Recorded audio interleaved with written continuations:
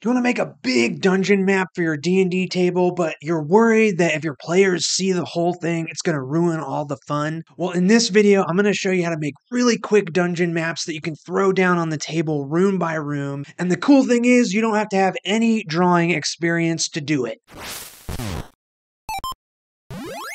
Now, I absolutely love my giant pad of blue line grid paper. I love drawing maps on this thing, but sometimes I don't want my players to see the entire map. That's why I was so happy when I was walking around Gen Con a few months back and I stumbled upon this booth called Gaming Paper. They had packs of 100 sheets of 8.5 by 11 blue line grid paper. The same stuff that I draw my big dungeons on, but shrunk down to a much more manageable room by room scale. Okay, so I like drawing these black and white maps with these Posca markers. These are paint markers that lay down a really nice, solid black line, and they come in a variety of sizes. So when I'm working on a big 1-inch grid map, I can still get a nice thick line for my dungeon walls and then have a few options for thinner, smaller lines for adding in details. Now, of course, you don't need these fancy paint markers. You can use Sharpies or really any sort of marker. The only thing is I recommend if you're working at this 1-inch by 1-inch scale, you really do get something that's thicker just so your dungeon drawing stands out a lot.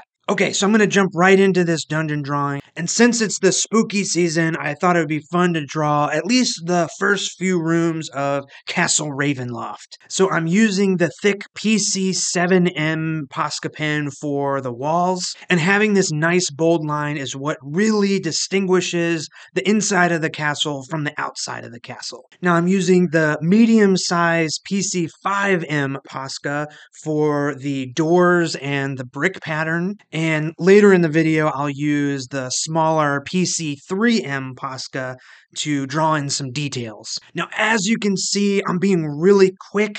I'm not being precious at all with this drawing. In fact, this is really the type of map that I like to draw at the table. I throw down a sheet of the big grid paper and then draw room by room while we're playing. But Strahd's Castle is really complex. So sometimes it's just way easier to prep beforehand, take a little bit of time before the game and plan out your dungeon, especially when you have to connect a bunch of different rooms like this. So I'm just placing one sheet of paper next to each other. I'm not really concerned with the orientation of the page. If the sheets of paper overlap here and there, it's not a big deal. And honestly, I'm not that concerned with the exact grid either.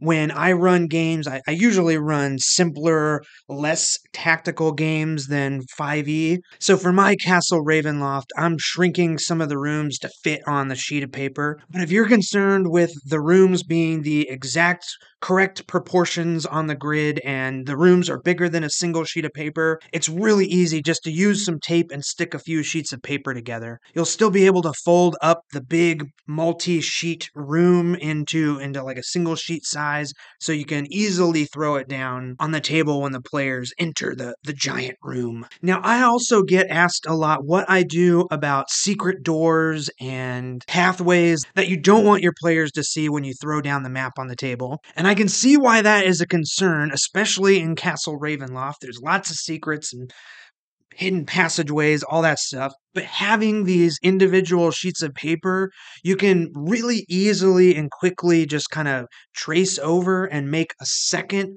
room that has the secret. So you can put that new sheet down on top when the players discover the secret passageway to the staircase leading further up the castle. Now, the thing I really love about drawing on this 1 by 1 inch grid is that it just makes it so easy to plan out rooms. You don't need a ruler. You can just draw, and it also makes it really easy just to knock out these walls with, each little brick in there. Just put it in the middle of the grid lines. Now, if you're more patient than me and want a cleaner, nicer looking map, maybe you can use a ruler to get nice straight lines and make sure everything is connected from one sheet to the next. But I think it's fun just to draw these big kind of empty rooms. I like simple maps because it really forces the players to use their imagination. But of course, the benefit of showing one room at a time is that you can add a little bit more detail. And that's exactly what I'm going to do. So I am using my Flick Silverpen's Guide to Drawing Dungeons to help me fill out this Castle Ravenloft with just a few details to make the map a little bit more interesting. Now, if you need a little bit of help drawing these dungeon elements, definitely check out this Flick Silverpen's Guide to Drawing Dungeons. It's step-by-step how-to. You don't need any drawing experience to draw really awesome looking dungeons. Seriously, if you can write the alphabet, you can draw everything in this guidebook. And even though I wrote this thing, I still use it while I'm drawing dungeons, just as a quick way to reference how to draw all the little pieces and parts that fill up the dungeon. Stuff like benches and statues, pillars, braziers, all the stuff that the characters would immediately see when they're entering the room. And I just think it's so fun to go back after you've figured out the layout of your dungeon and just add a few of these interesting elements. None of the drawing is complicated, but you'd be surprised at how much adding just a few simple icons to these empty rooms really does bring this dungeon to life. And it doesn't add that much extra time either. It took me about 30 minutes to draw all 7 of these rooms, and now that I've figured out the style and how the rooms connect, I could probably draw the entire castle in an hour or 2. Now, I think these single-page grids are just awesome. You can get them at gamingpaper.com.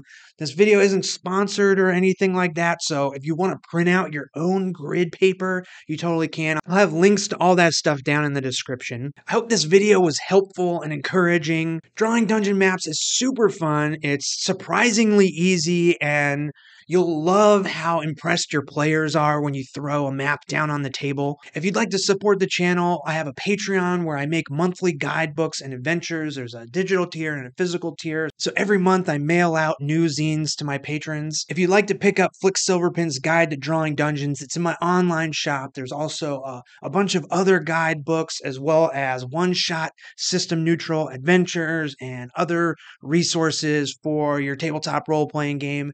Thank you so much for watching, and I'll see you in the next one. See ya!